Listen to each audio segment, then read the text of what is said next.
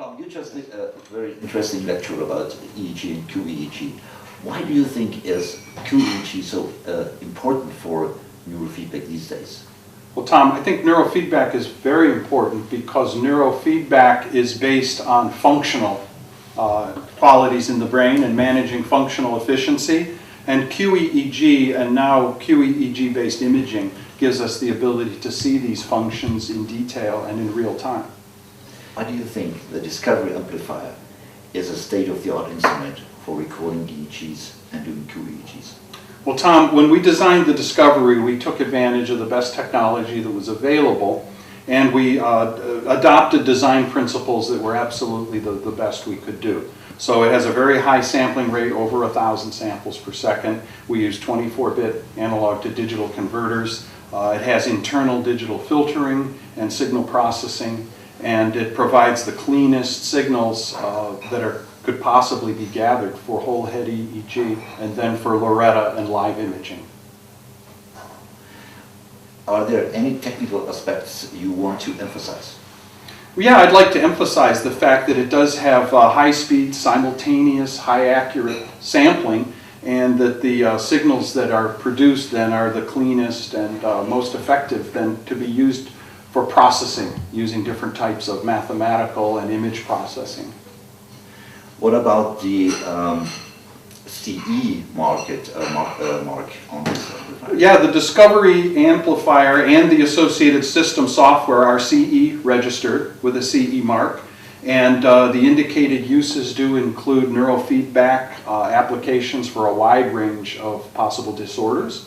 So clinicians working within their scope of practice can address a large number of clinical problems effectively and within the regulations of the European Union. European Union means that it has a CE mark for class 1A or 2A? Yes, we originally had it classified strictly for biofeedback, and we've had it re-registered now, so that now it's a more general purpose instrument and it can be applied clinically for more medical types of conditions. Our indicated uses in Europe do include depression, anxiety, autism, spectrum disorders, pain, learning disorders, and related brain dysregulation problems. Mm-hmm. How especially optimized is it for neurofeedback then? The optimization, it comes when we integrate it with our system software. And we're the first, and right now the only provider who has merged real-time EEG with traditional QEEG. We've demonstrated very strong correlations between our instantaneous measurements and the typical measurements you get for long-term statistics from EEG. So we can produce instantaneous maps that are 100% consistent with traditional QEEG maps. And therefore there's no confusion as one moves from real-time into assessment-based imaging. Mm-hmm. For the clinical use, yes, those instruments should provide some registrations. Absolutely. So what kind of registrations and marks does the Discovery have? The Discovery has all the necessary registrations and marks, both in the USA, Canada, as well as for European Union.